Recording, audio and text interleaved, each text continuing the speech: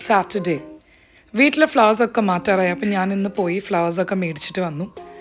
എന്നിട്ട് പഴയ ഫ്ലവേഴ്സിൽ കുറച്ച് ഫ്ലവേഴ്സൊക്കെ നല്ലതുണ്ട്. അപ്പോൾ അതൊക്കെ പിക്ക് ചെയ്ത് മാറ്റിയിട്ട് പുതിയ അറേഞ്ച്മെൻറ്റൊക്കെ ചെയ്ത് ഞാൻ ഇന്ന് ഫ്ലവേഴ്സ് എല്ലായിടത്തും സെറ്റ് ചെയ്തു. Today was a free Saturday and I had a lot of time to do all this.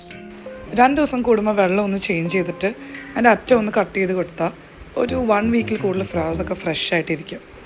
ഫ്ലവറൊക്കെ arrange ചെയ്ത് കഴിഞ്ഞിട്ട് ഞാൻ നല്ലൊരു കുളിയൊക്കെ കഴിഞ്ഞ് പുറത്തേക്കൊന്ന് പോകാൻ റെഡിയാവുകയാണ്.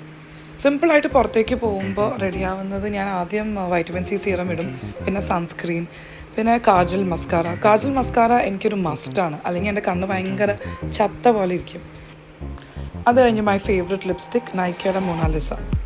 ഈ ഔട്ട്ഫിറ്റിനെ കൂടെ ഞാനിന്ന് പെയർ ചെയ്ത് ബ്ലെയർ എന്ന് പറഞ്ഞ ബ്രാൻഡ് അയച്ചു തന്ന നല്ലൊരു തിക്ക് ലൂപ്പാണ്.